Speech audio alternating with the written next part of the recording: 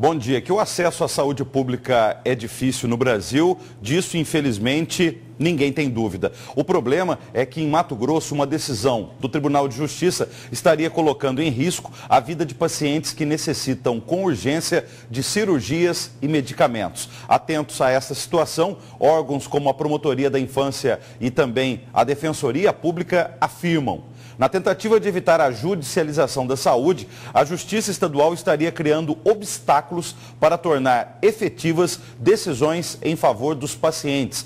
Em resumo, as liminares, ou sejam, as decisões provisórias, existem, mas não estão sendo cumpridas porque o Poder Judiciário resiste em pedir bloqueio das contas do Estado.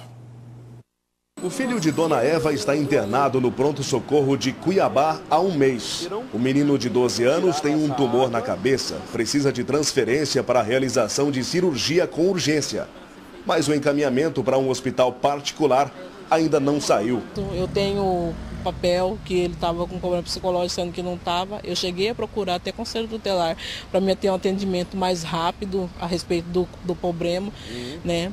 E aí minha vizinha que me chamou e falou em um hospital particular, ela pegou e levou ele para mim e lá o doutor disse o que ele tinha.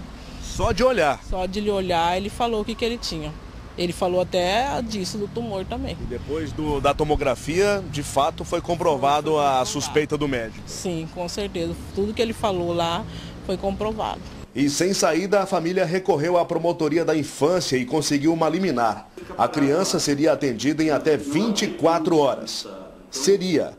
Já se passaram mais de 15 dias e ainda não houve cumprimento. O que precisa? De um neuronavegador. É um equipamento que os hospitais locam de uma empresa e essa empresa também tem uma verba considerável para receber do Estado.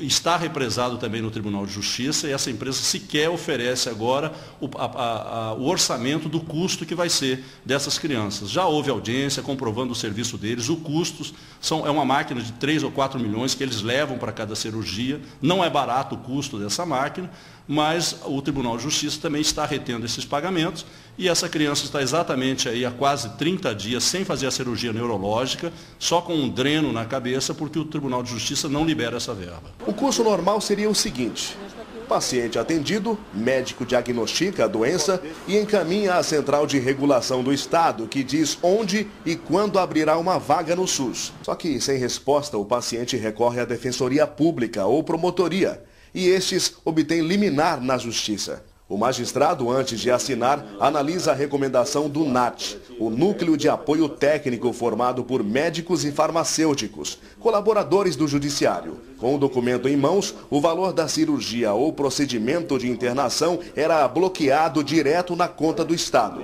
Mas este caminho foi alterado porque alguns juízes de primeira instância estariam negando liminares aos pacientes. Normalmente, as ações que nós propunhamos à Defensoria, ou advogados particulares, ou o Ministério Público, o juiz concedia uma medida liminar determinando que o gestor providenciasse aquele tratamento. O Estado ou o município, ambos eram intimados a cumprir essa decisão judicial, não cumpriam. Então a gente solicitava algumas medidas para forçar o cumprimento, também não resolviam.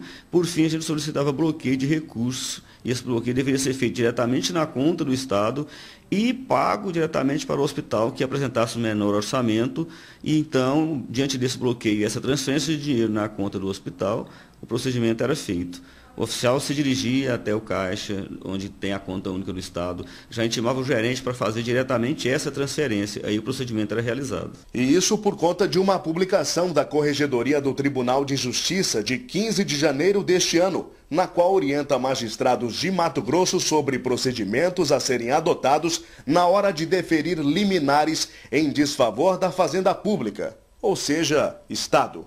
Detalhe, no artigo 9º do provento, a recomendação é para que nas demandas que visem acesso aos serviços diferenciados dos já oferecidos pelo sistema público, o autor deve provar a inexistência, inefetividade ou impropriedade dos procedimentos e medicamentos dos protocolos do SUS. Administrativamente, liminares estariam nas mãos da presidência do Tribunal de Justiça. Crianças que não estão fazendo cirurgias e estão no corredor da morte. Na 10ª recomendação da Corregedoria do Tribunal, consta ainda que após determinação de bloqueio de valores na conta do Estado, os magistrados deverão exigir orçamento, nota fiscal com especificações dos serviços ou medicamentos usados no tratamento do paciente. Outro ponto que, segundo a Defensoria Pública e Promotoria da Infância, só tem afastado prestadores de serviços. Não foi feita a licitação nem a renovação dos contratos das empresas de home care. A partir de agora, dia 30 de agosto, por exemplo, as crianças do lar da criança vão ficar com problema de alimentação especial e dos próprios fornecedores, fisioterapeuta, fonoaudiólogo, porque o Estado não renovou o contrato e também, judicialmente, essa empresa não vem sendo paga pela barreira que o Tribunal de Justiça encontrou administrativamente. Enquanto isso, uma criança de apenas 12 anos permanece à espera de uma decisão da Justiça. Se eles não respeitam o liminar judicial, vai respeitar quem, então? Né? Então, sei lá, meu filho nunca fez nada de mal para ninguém, para merecer isso. Se um presidiário, sei lá, quem chegar aí, eles passam na frente, é bem atendido, porque que um ser humano, uma criança que nunca fez nada para ninguém, não pode ter esse tipo de respeito, né? Eu não concordo com isso, sinceramente, eu fico muito chateada.